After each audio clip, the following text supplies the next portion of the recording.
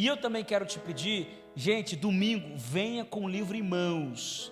Traga a sua Bíblia e venha com o livro em mãos, porque nós vamos tirar muito proveito na escola dominical e também em cima do tema que nós vamos trabalhar nos 2 sermões agora, tanto de manhã quanto para a noite, em cima desse livro. Então, se você puder, vai ser muito importante você vir com o livro. Amém?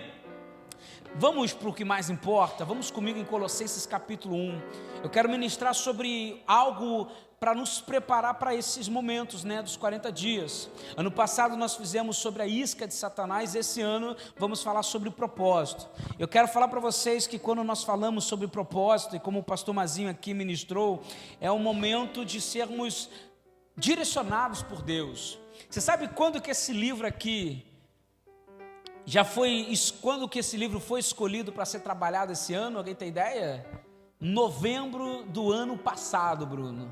Esse livro já tinha sido escolhido para esse momento. Então tudo que a gente faz, a gente ora para que você receba de Deus o máximo possível. E assim como já tem sido colocado ao meu coração essa proposta desse livro, eu tenho orado, tenho buscado muito para que esse livro seja revelador na tua vida, amém? Algo que possa te trazer luz, entendimento da revelação de Deus. Se você pudesse colocar de pé, Colossenses capítulo 1. Eu vou ser rápido porque o Bruno falou que hoje tem Flamengo, mas eu vou respeitar aqui o momento da palavra, O Bruno é vascaíno, coitado. Vamos lá, Colossenses capítulo 1, lá no verso 28. Colossenses capítulo 1, verso 28. Diz o seguinte, a palavra do Senhor, a minha versão: assim nós anunciamos Cristo a todas as pessoas, com toda a sabedoria possível, aconselhamos e ensinamos cada pessoa a fim de levar todos à presença de Deus como pessoas espiritualmente adultas e unidas com Cristo. Mas ali no Data Show vai dizer o seguinte, o verso 28, veja, para que apresentemos todo o homem perfeito em Cristo. Você pode ler o Data Show verso 29, o que diz?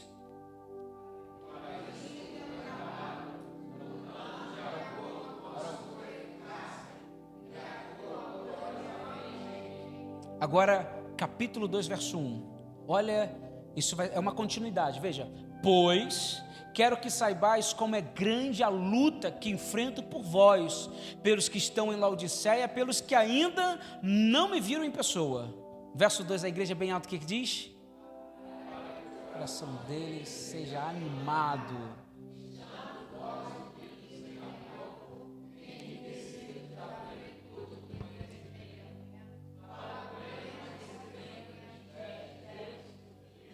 Vamos ler bem juntos, bem alto, verso 3, que diz? Em que estão todos os tesouros da sabedoria e da ciência. Jesus é a chave do conhecimento, amém? Jesus é a chave da sabedoria de Deus para nossas vidas. Feche os olhos, Senhor, obrigado por essa noite. Fale os nossos corações através da sua palavra, em nome de Jesus, amém. Convido os irmãos a se sentarem. Veja, esse texto aqui, ele vai definir como que nós vamos passar pelos processos da Miana dos 40 dias. Esse texto vai definir uma postura nossa muito importante. Mas antes de apontar o ponto crucial nesse texto, e eu peço para que você deixe a sua Bíblia aberta lá no Colossenses capítulo 2, tá? Lá no verso 2, eu quero que você grave isso, que nós vamos trabalhar sobre esse texto. Porém, é de necessidade eu explicar para vocês algo muito importante.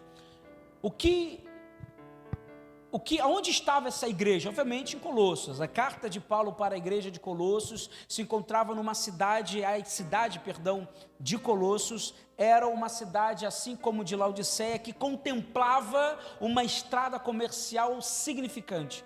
Que é o quê? Que aquela estrada te levava para a cidade de Éfeso. E aqui é interessante porque com isso muitas pessoas passavam por ali. Pessoas do Oriente, do Ocidente, ali era um local de muitas misturas, e com isso, muitas filosofias adentravam ali, muitos conceitos agnósticos adentravam ali. Então nós estamos lidando com uma cidade que recebia muitas informações e outras culturas e outros deuses num local como esse. Só que o mais interessante é que, assim como Paulo escreve aqui para a igreja de Colossos, ele também direciona essa carta também para a igreja de Laodiceia.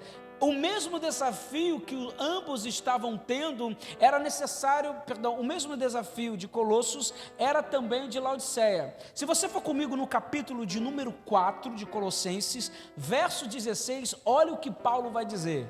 Peço que, depois de lerem essa carta, vocês a mandem para Laodiceia, a fim de que os irmãos de lá também a leiam. E vocês leiam a carta que vai chegar a Laodiceia. Veja, o que eu estou escrevendo para o povo de Laodiceia também será, 16, o que eu estou escrevendo para o povo de Laodiceia também será de um grande uso para vocês. E o que eu escrevo para vocês será também enviado para o pessoal de Laodiceia, que será de grande proveito para eles também. Agora, quais eram os desafios, Marilane, daquela igreja naquela cidade? Como dito, por ter muitas filosofias, tudo se misturava dentro da religião. Não somente isso, nós estamos vendo aqui grandes charlatões religiosos, nós estamos falando de lugares passageiros. Eu não sei se vocês já vivenciaram isso, mas no interior se tinha muito a chamada de alguém que veio do Rio, alguém que veio de São Paulo, que vai trazer uma palavra, e as pessoas vinham de longe e traziam, e todo mundo criava uma expectativa, porque alguém veio de tão longe, né? E se criava uma expectativa, mas para alguém que vinha de longe, falava uma abobrinha atrás da outra, mas era ovacionado, porque veio de longe, é um pregador importante. E o que Paulo está dizendo, que tinha muitos charlatões religiosos na época, e ali em Colossos tínhamos, além disso, dos charlatões, uma comunidade judaica muito forte, e com novas ideias e doutrinas que vinham do Oriente, do Ocidente. Nós estamos lidando com uma igreja que estava vivendo um momento de crise intensa, por causa de ensinamentos totalmente contrários do Evangelho. E você sabe qual é a coisa mais interessante da igreja de Colossos? É que Paulo não fundou aquela igreja, e Paulo nunca tinha ido para aquele lugar, e nem conhecia uma viva alma naquele lugar. Aí a questão é, então como que a igreja de Colossos recebe uma carta de Paulo? Como que isso acontece? Como que surgiu isso? Bom, apesar de Paulo nunca ter ido, nunca ter conhecido alguém ali, Paulo conhecia algo que fascinava o seu coração. Colossenses capítulo 1, verso 4, Paulo vai dizer: pois ficamos sabendo da fé que vocês têm em Cristo Jesus, e também do amor que vocês têm por todo o povo de Deus. Não conhecia ninguém, mas a fé e o amor que eles tinham, ele passou a conhecer.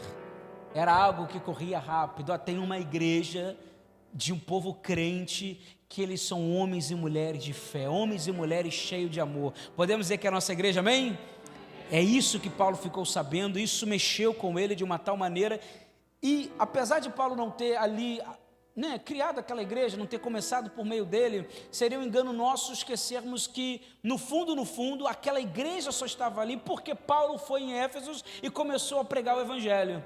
E aquelas pessoas foram recebendo a palavra de uma forma tão forte, que eles começaram a ir para as cidades vizinhas e começaram a pregar. E a igreja de Colossos logo é uma igreja que é fruto de um evangelismo dado por Paulo em Éfeso. Mas preste atenção comigo, o desafio que Paulo vai encontrar nessa igreja era que a heresia que estava tendo ali, as ideias de gnosticismo, a ideia de ascetismo também, que a gente, isso é incrível, isso não é um ponto agora, a gente estudar Colossos, o livro de Colossenses, mas isso aqui é incrível, como que era forte. As pessoas vinham com o ensinamento do Oriente e do Ocidente, dizendo o seguinte: olha, se você não comer desse alimento, você se torna santo. Se você deixar de usar essas palavras, você se torna santo. Eles tinham um conceito de que a santidade, a espiritualidade vinha pelo corpo e não por Cristo. E Paulo entra em crise com isso. Gente, olha o que vocês estão falando. Não é porque você vai deixar de comer isso que você vai se tornar santo, não. A santidade vem no caminhar com Cristo. E eles, não, a santidade vem pelo corpo. Aí vem aquelas ideias, aqueles conceitos do Oriente, e aí Paulo precisa correndo falar: gente, vocês não estão percebendo, mas esses ensinamentos estão fazendo vocês se apresentarem diante de Deus com falsos ensinamentos, com falsos conceitos de espiritualidade e de uma forma com a qual Deus tem ira em seu coração. Vocês estão deixando Cristo de lado para adotar princípios que não têm o menor sentido. Não é assim que vocês têm que se apresentar diante de Deus. Por isso que para Paulo ele urgentemente vai dizer no capítulo de número 1, verso 28, a qual nós lemos, veja, assim nós anunciamos Cristo a todas as pessoas, com toda a sabedoria possível, aconselhamos, ensinamos a cada um, a fim de levar todos à presença de Deus, como pessoas espiritualmente adultas e unidas em Cristo, ou melhor dizendo, como diz ali, né? A Ele anunciamos, aconselhando, ensinando todo homem com toda a sabedoria, para que apresentemos todo homem perfeito em Cristo. Paulo precisa falar, olha, antes vocês estavam sendo apresentados de forma perfeita, mas agora com esses ensinamentos vocês estão se perdendo, e vocês não estão se apresentando mais a partir de Cristo Jesus. E é interessante quando Paulo fala isso, ele diz o seguinte, olha, eu estou combatendo isso, eu estou lutando com isso, com muitas forças. Lá no capítulo 1, verso 1, você pode, por favor, olha o que Paulo vai dizer. Paulo apóstolo, citação errada. Paulo vai dizer o seguinte, porque quero que saibais quão grande combate tenho por vós e pelos que estão em Laodiceia. Ele está falando de um combate, aí eu fico me questionando, tem como, Antônio, você lutar contra um problema numa igreja, estando você preso? Que combate é esse, Maria, que ele está tendo, estando ele preso? Que luta é essa que ele está tendo, estando ele preso e a igreja vivendo tudo isso? Oração. O combate que Paulo apresenta é por meio da oração. Eu dentro da cadeia estou orando para que esse mal não prevaleça sobre a igreja. Esse é o combate. E ele vai dizer com força, olha, quão grande combate tenho por vós. E é interessante quando a gente para pensar nisso, porque aqui tem um princípio muito, muito importante, né? Veja, eu à distância, eu oro e escrevo a carta. Eu oro primeiro, para depois escrever a carta. E muitas vezes a gente fala e ora depois. A gente não ora primeiro para depois nós falarmos, né? Se a gente for olhar, a gente não pensa para depois falar. A gente faz o quê? A gente fala e depois pensa na burrada que a gente fez, né? A gente determina algumas coisas, depois a gente para ver a consequência. O que Paulo está dizendo é que, olha, eu orei e escrevo essa carta para vocês. E porque eu orei e escrevi, ela também serve para a igreja de Laodiceia. E o que eu escrevi a Laodiceia também serve para vocês. Só que o que Paulo está dizendo é o seguinte, olha, vocês precisam se apresentar como homem perfeito em Jesus Cristo. Agora, como que é ser apresentado como um homem ou uma mulher perfeita, Heloísa? Como que se apresenta alguém perfeito diante de Cristo? E aí a gente vai então para o verso 2. Se você puder botar lá capítulo 2, verso 2. Vamos ler mais uma vez bem alto o que diz? Para que...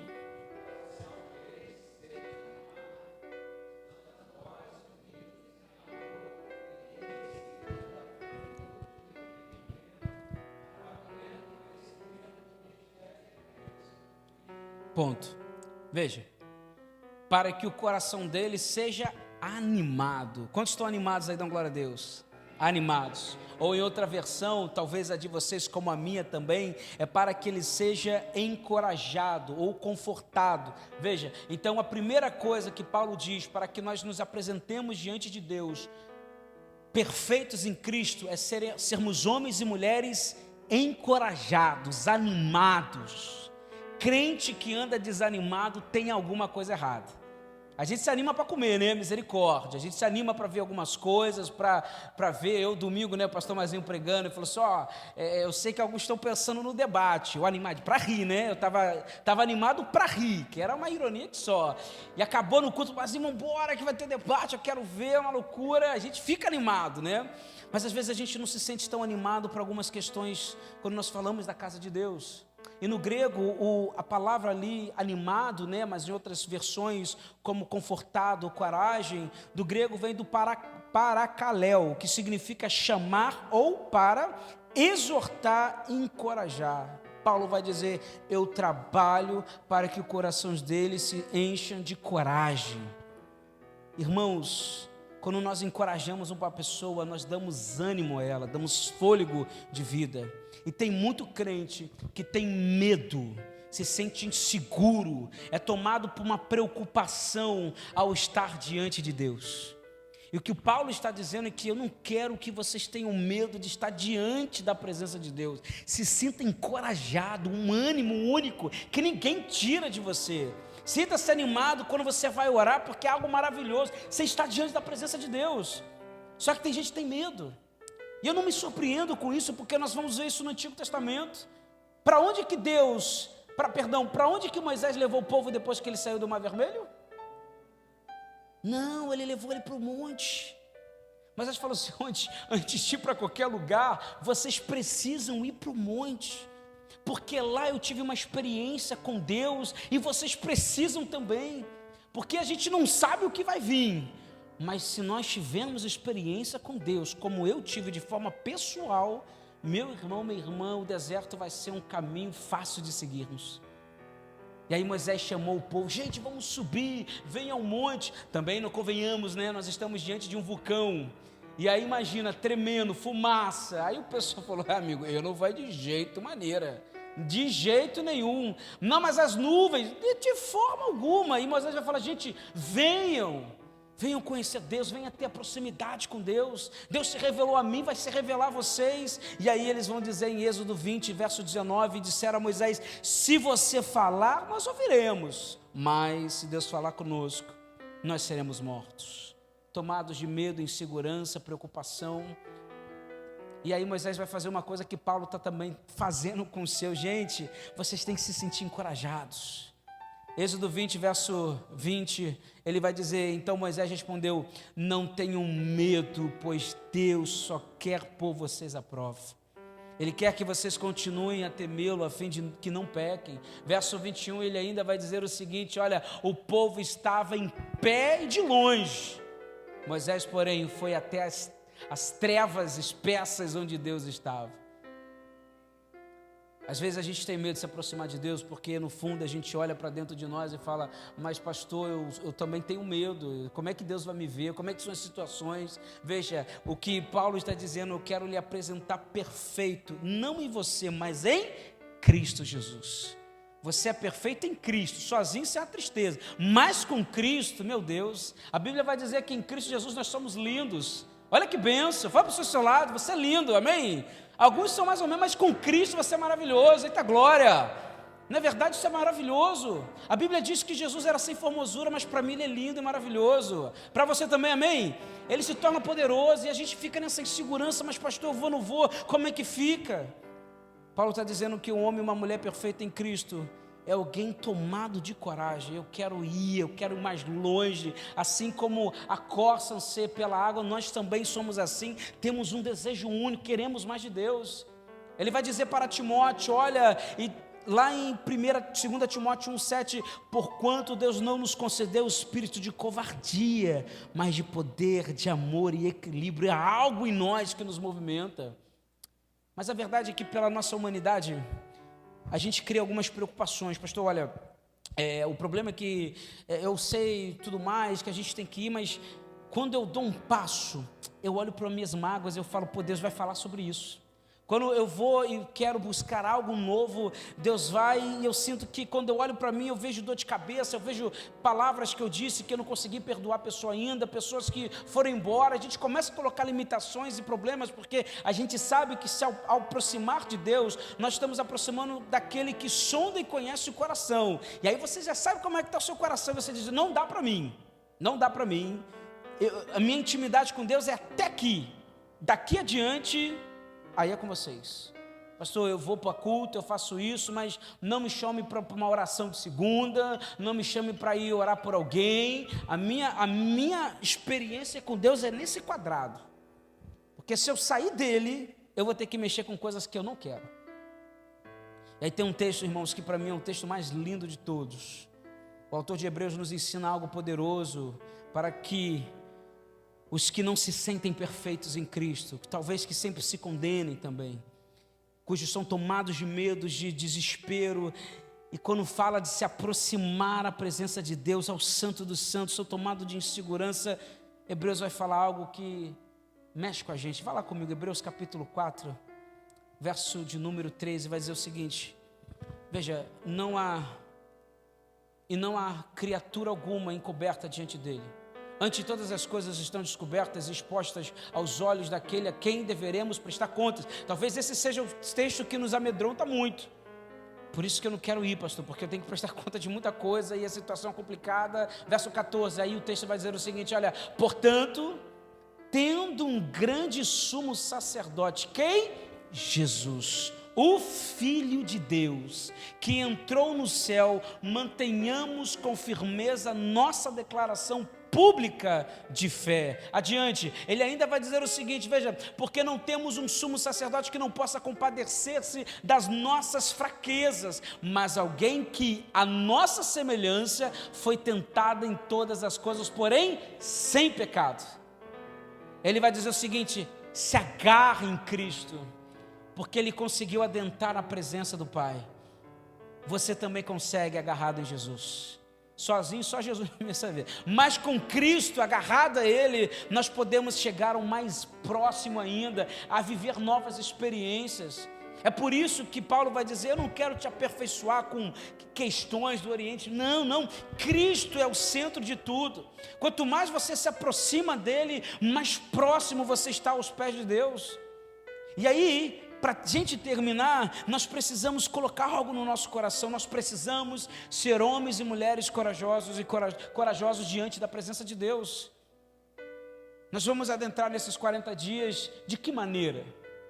Ah, pastor, olha, porque vamos ser questionados, irmãos, são perguntas assim, sinceramente, muito intensas. São perguntas que vão deixar a gente com a perna bamba, porque questiona a nossa vida, a nossa existência, ou tudo o que fizemos, ou o que estamos fazendo, e para onde nós vamos. É um livro fascinante. Melhor pessoa para te falar desse livro é a Marilane. Parece que ela chora de falar de alegria desse livro. Esse livro é fascinante. Confesso que eu não li, porque eu quero fazer junto com vocês. Mas esse livro é fascinante. As perguntas que ele nos levam são coisas assim, loucas demais. E aí a gente vai se deparar e vai falar, Senhor, em cima dessa pergunta eu quero me aproximar do Senhor. Mas de que maneira você vai? Com medo ou com coragem? A Bíblia vai dizer para mim que em Cristo Jesus tudo posso naquele que me fortalece. Senhor, eu quero mais de Ti. Às vezes eu tenho medo, mas em Cristo Jesus eu quero me aproximar, eu preciso avançar, eu preciso ter mais intimidade, eu quero sentir alguma coisa nova. Eu não quero que esse livro simplesmente seja mais um livro, não, eu preciso me aprofundar, eu preciso sentir algo diferente. Você tem que determinar isso na sua vida e ter coragem de dizer, Senhor, eu quero, eu vou, eu não permito, Senhor, que a preguiça tire uma leitura minha, eu preciso avançar, eu preciso me aproximar mais de Deus. Deus tem um propósito na tua vida, como na minha vida. Deus tem um propósito para a sua família, para o teu chamado. Você crê nisso? Então a gente precisa dizer, Senhor, eu quero entender, eu quero compreender, traz luz para a minha vida, porque eu preciso ser encorajado dia após dia. Por isso que Paulo vai dizer, olha, para vocês se apresentarem perfeitos em Cristo, vocês precisam ser homens e mulheres corajosos. Fala para o seu lado assim, seja corajoso, seja corajosa, amém? Em nome de Jesus, seja corajoso, seja corajosa. Capítulo 2, Carlão, capítulo 2, verso 2. Então a primeira coisa que ele vai dizer é sobre a coragem.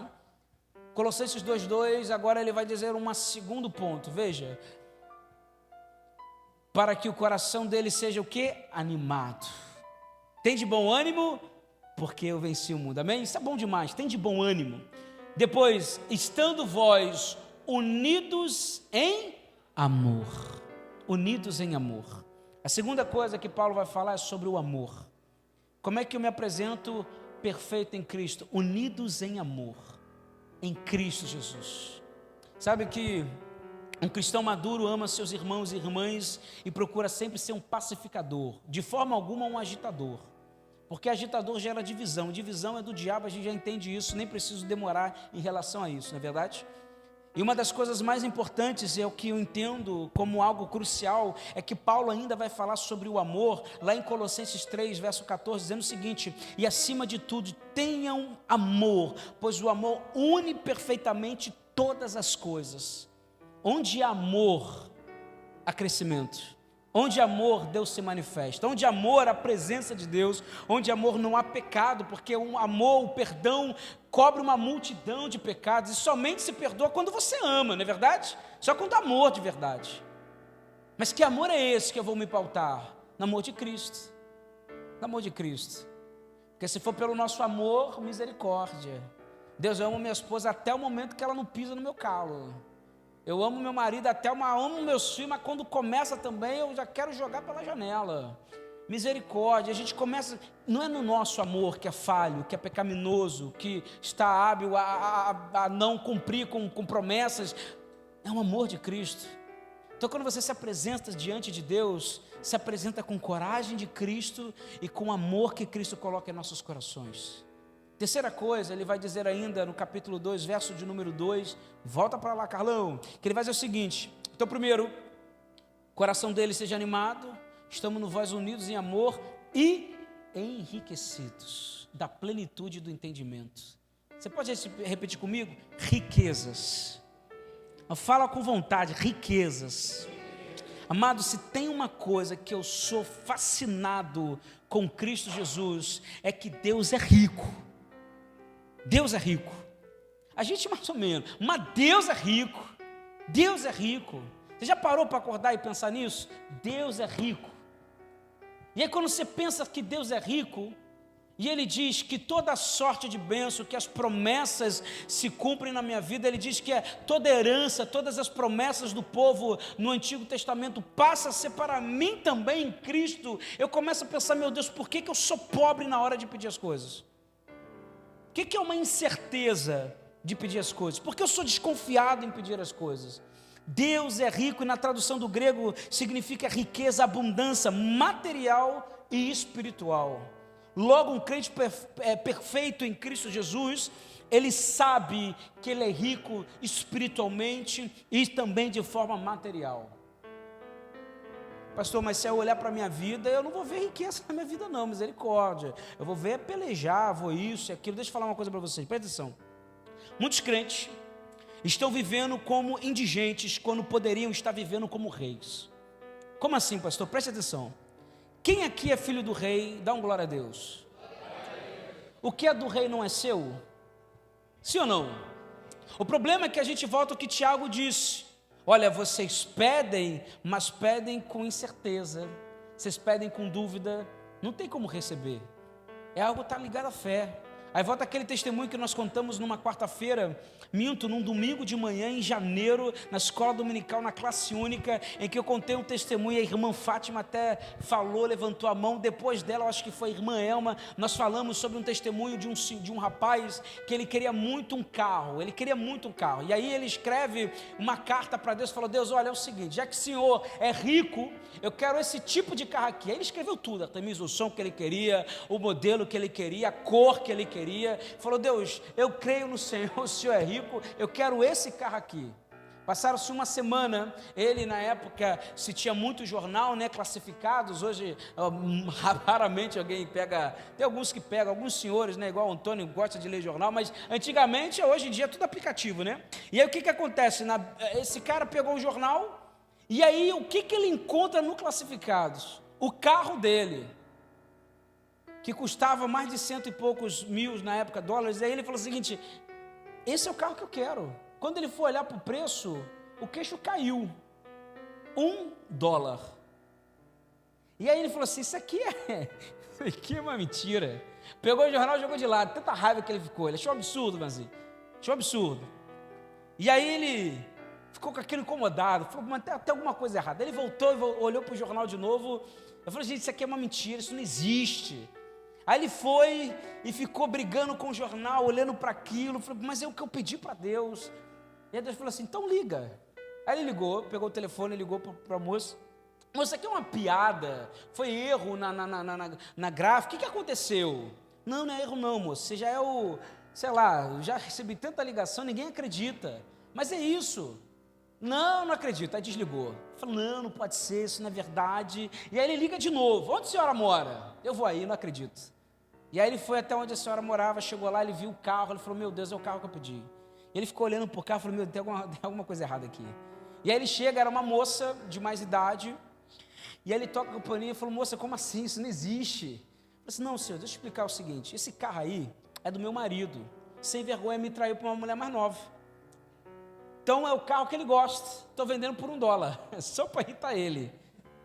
Aí ele pegou $2 e falou assim: moça, pode ficar com troco, pode ficar com troco. E ele comprou aquele carro, e quando eu contei esse testemunho, eu lembro que a irmã Fátima contou a história do apartamento. E o que eu quero dizer é o seguinte: às vezes a gente é tomado de uma insegurança, e quando Deus apresenta a porta, a gente corre porque a gente não acredita que é uma verdade para nós. Se você olhar há 10 anos atrás, você imaginaria que você estaria onde você está hoje? Que você contemplaria o que você contempla hoje? Marilane também contou o testemunho do apartamento, eu me lembro disso, a Jânia, já quantas vezes já ouvi isso. Vocês imaginariam que vocês chegariam a estar onde vocês estão hoje? É Deus. Deus é rico, Ele é dono de tudo. E não só riqueza material, mas espiritual. E uma das coisas que eu acho fascinante é que às vezes nós lidamos com algumas situações na nossa vida e a gente esquece isso. Deus é dono dos céus e da terra, e a gente caminha com uma incerteza. O diabo chega diante de nós, coloca diversos desafios, e a gente caminha como filho de alguém que não tem nada, quando Deus, Ele tem tudo, tudo. E sabe uma coisa interessante? Tem um texto que eu acho fascinante, em que mostra o entendimento de Jesus em relação a isso, de quem era o Pai.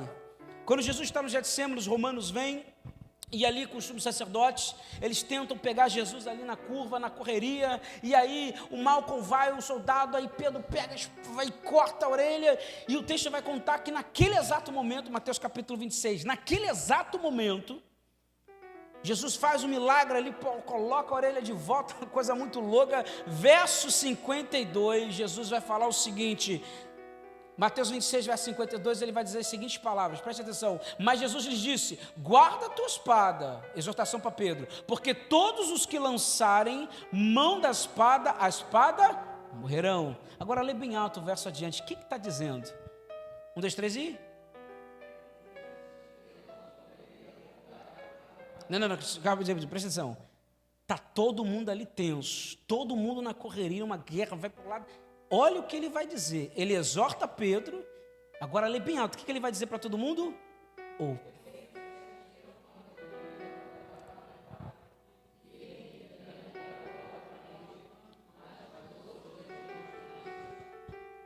Olha que Jesus está falando, olha, não faz isso não, Pedro. Primeiro que não ensinei você a fazer isso. E outra, se eu quisesse, eu ia pedir para o Pai, ia descer uma legião de anjos aqui, e o negócio ia ficar estreito para eles. Mas essa não é a vontade de Deus agora. Agora eu tenho que cumprir o propósito. Às vezes a gente olha para as situações que estão diante de nós, e a gente não tem essa mentalidade. Tem uma multidão de anjos esperando eu orar no nome de Jesus, para quebrar muitas cadeias diante de nós. Às vezes a gente esquece isso, às vezes a gente olha o desafio Golias, a gente sai correndo, a gente se desespera. Calma aí, pô. Quem é o pai? Quem é teu pai? Você é filho do rei, se posicione como filho do rei. Ah, pastor, está acontecendo isso. Não se posiciona. Às vezes Moisés está lá na frente do mar, e aí o pessoal aqui, os egípcios lá atrás, e ele no desespero, Deus, e agora? Deus fala: meu amigo, põe esse povo para marchar, não é tão óbvio assim. Às vezes a gente esquece disso, por isso que é importante a gente colocar isso na nossa cabeça: eu sou filho do rei. Quando você orar pedindo algo, coloca isso: eu sou filho do rei, as heranças de Deus para o povo também é para comigo em Cristo Jesus. E é o que Paulo está dizendo: olha, você se apresenta como uma pessoa cheia de coragem, cheia de ânimo, se apresente diante de Deus em Cristo Jesus, tomado de amor, e também se apresente diante de Deus como um filho que entende que Deus é dono de tudo. Porque no fundo, nós somos muito parecidos com o irmão do filho pródigo, que diz o seguinte: poxa, nunca fez festa para mim, nunca me deu nada, nunca fez... E aí o pai fala: você já me pediu alguma coisa? Você já me pediu alguma coisa? Pede com fé. Porque se você pedir com fé, meu Deus do céu, Deus vai fazer coisas sobrenaturais. Você crê nisso, amém? Quarta e última coisa, Colossenses capítulo 2, verso 2. Então, ânimo, amor, riqueza. E o final, que eu acho esse o mais fascinante, ele vai falar sobre entendimento, capítulo 2, verso 2, esclarecimento, entendimento, é forte convicção do entendimento, não há dúvida, para que o coração dele seja animado, estando vós unidos em amor, enriquecidos na plenitude do entendimento, para o pleno conhecimento do mistério de Deus, Cristo. Verso adiante, que é o quê? Em que estão ocultos todos os tesouros da sabedoria, da ciência. A minha Bíblia vai dizer que Jesus é a chave para a sabedoria de todo o conhecimento de Deus. Ele é a chave para a sabedoria de todo o conhecimento de Deus. O cristão maduro, irmãos, tem em seu coração a certeza que ele é filho de Deus. E é por isso que vive tomado de coragem, vive tomado de amor, vive tomado da certeza que o seu Deus é o dono de tudo. E isso sim é um conhecimento espiritual. É estar diante de Deus e falar: Deus, olha, hoje eu vim orar diante de Ti, eu sei de uma coisa. Eu sei que errei nisso, por isso eu peço perdão. Eu sei que eu fiz isso, por isso que eu peço perdão. Mas Pai, olha para mim, eu estou junto com Cristo. Eu tenho buscado Jesus, eu tenho buscado intimidade com Deus. O Senhor sabe disso. Ouve a minha oração porque eu estou ligado em Cristo. É isso que Paulo quer que você entenda. Gente, se apresente diante de Deus perfeitos, e a perfeição só vem em Cristo. Então o conhecimento espiritual que você possui em Cristo o instrui e orienta a cada dia. Por isso, se nós queremos o novo de Deus, entender qual é o nosso caminho, nós só vamos entender ligados em Cristo Jesus. E para terminar, Deus deseja que nós, como seus filhos, tenhamos entendimento, sabedoria e conhecimento. E é o que Paulo vai apresentar para nós. E quero por cá terminar dizendo o seguinte, irmãos: nós vamos começar um novo processo. Julho, final do último domingo do julho, eu apontei para o mês de agosto, a qual nós estamos encerrando. Hoje é o último momento que nós vamos nos encontrar em agosto, e amanhã já nós iniciaremos os 40 dias de propósito, começaremos com esse livro. E eu quero te convidar de uma forma muito especial: se coloque diante do mês de setembro com essa perspectiva. Eu sou em Cristo Jesus encorajado, eu sou tomado por amor, eu sou tomado por uma certeza que meu Deus é rico, que eu tenho autoridade quando eu peço, e o entendimento de Cristo vai prevalecer sobre a minha vida. Quando a gente toma isso como princípio, isso muda tudo. Porque a maneira como eu vou adentrar nesses 40 dias, ou também no mês de setembro, vai definir muita coisa. Talvez no final você consiga prevalecer. Porque o que fará você prevalecer? Cristo, não você. Cristo, não você. O que me dá força, me dá ânimo é Cristo. Se depender da gente, misericórdia. Nesse frio a gente nem vinha. Tá bom, vai ficar em casa, misericórdia. Nesse frio nem vinha. Agora, se depender de Cristo, é Ele que nos motiva, é Ele que nos enche de interesse. Se depender de Cristo, se depender de mim, eu não amo ninguém. Não amo ninguém, porque o ser humano é assim, a gente ama por interesse em muitos momentos. Mas em Cristo Ele me ensina a amar até quem eu não gosto, nos ensina a orar para quem nos persegue. Isso é Cristo. Tudo tem um propósito poderoso. Em Cristo eu passo a orar com toda a certeza e com toda a plenitude de todas as riquezas que estão disponíveis para mim. E irmãos, é como aquela história que eu contei para vocês, não sei se vocês vão se lembrar, do pai italiano que levou toda a sua família para os Estados Unidos, e ele não tinha quase nada, vendeu tudo.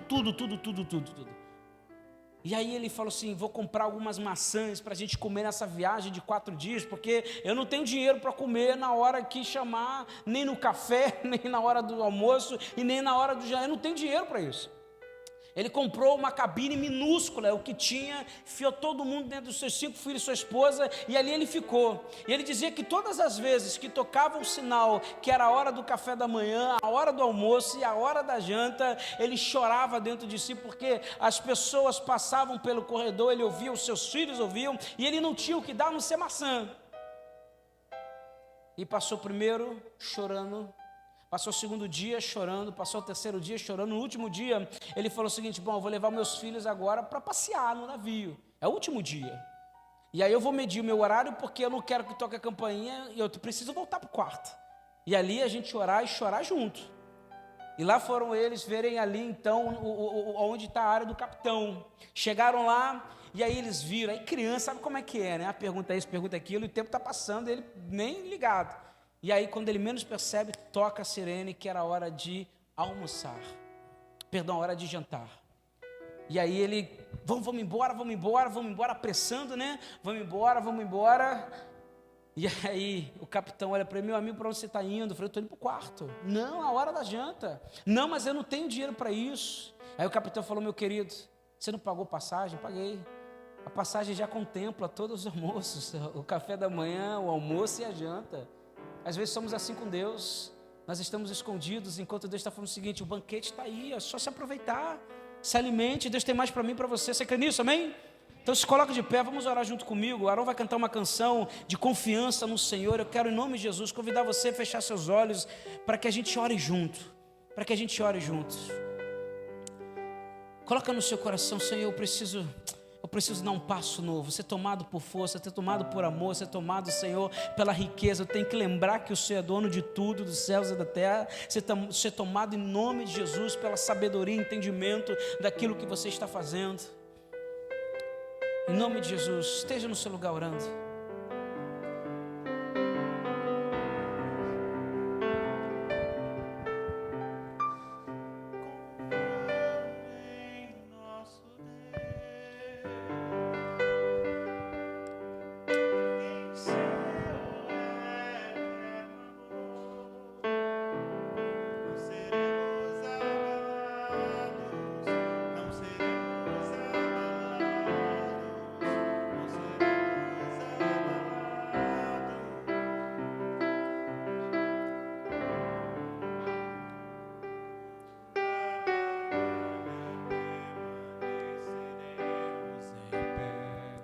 Você pode abrir seus olhos e cantar essa canção como essa oração.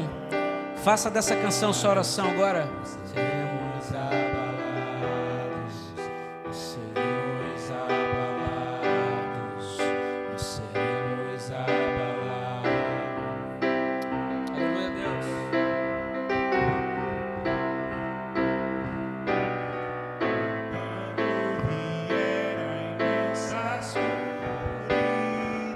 Declara isso com autoridade.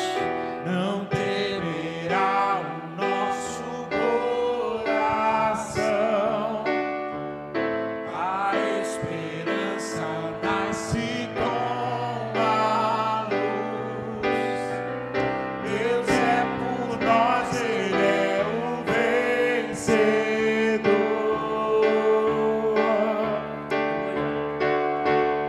Confiando em nosso Deus. Declare com autoridade. E em seu eterno amor não seremos abalados, não seremos abalados, Não seremos abalados.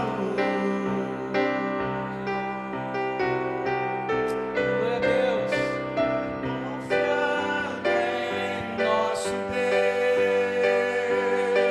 em seu eterno amor, em Seu eterno amor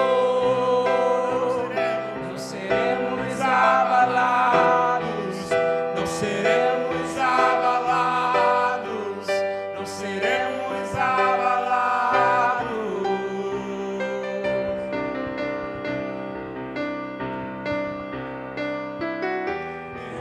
inimigos cairão. Declaro com autoridade: nosso Deus é mais forte. Aleluia. Tudo Ele pode, Deus. mais alto nome não há.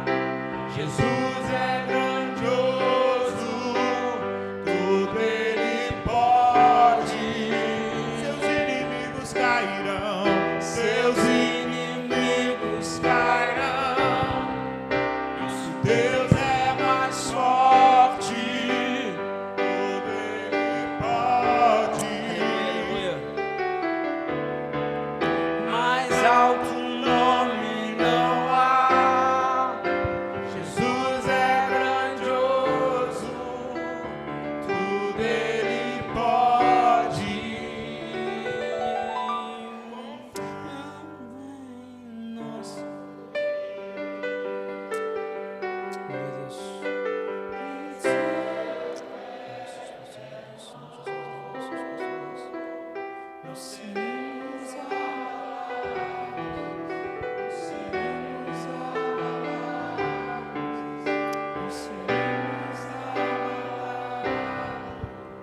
Senhor, nós te agradecemos por essa noite, tão certos, Pai, da Tua palavra para conosco, Senhor, encorajados, cheios de amor, tão certos da riqueza que o Senhor tem para nós e cheios do entendimento da Tua palavra. Nós iremos passar por esses propósitos de forma poderosa e, Senhor, não há inimigo, porque o nosso Deus sempre será mais forte, Senhor. Então, em nome de Jesus, que possamos sair daqui com essa certeza cheia dentro de nós, que é por meio do Teu santo nome que podemos nos aproximar diante da presença do Senhor Deus, e ali sermos acolhidos no trono da graça de Deus, e ali, Senhor, sermos fortificados para os desafios que estão diante de nós, e declaramos em nome de Jesus, levante sua mão nesse momento, declaramos em nome de Jesus, que os desafios que estão diante de nós nesse mês de setembro, Senhor, nós iremos vencer por meio das Tuas forças, nós iremos alcançar as vitórias por meio da Tua força, Senhor, e qualquer tribulação que vier, nós aprendemos isso em agosto, qualquer tribulação que vier, nós iremos passar, nós iremos reconsiderar, nós iremos vencê-la, nós vamos deixar Deus moldar o nosso ser, porque nós somos mais que vencedores em Cristo Jesus, e declaramos na Tua autoridade, Senhor, nós somos o Filho do Rei, nós somos um Deus poderoso, temos um Deus poderoso, e não há nada que se colocará diante de nós, porque nós iremos enfrentar, e o diabo sairá correndo, Senhor. Nós iremos declarar na Tua autoridade que iremos viver momentos novos e prazerosos, iremos desfrutar esses 40 dias de uma forma como nós nunca vivemos antes, porque nós queremos algo novo, em nome de Jesus, amém, amém. Você pode aplaudir o Senhor, amém? Glória a Deus, aleluia. Estenda a sua mão, que a graça de Deus, o amor do Deus Pai, do Deus Filho e do Deus Espírito Santo esteja conosco hoje para todo sempre. Todo mundo diz amém, amém, amém. Você pode dizer para a pessoa ao seu lado assim: seja corajoso, seja corajosa, amém?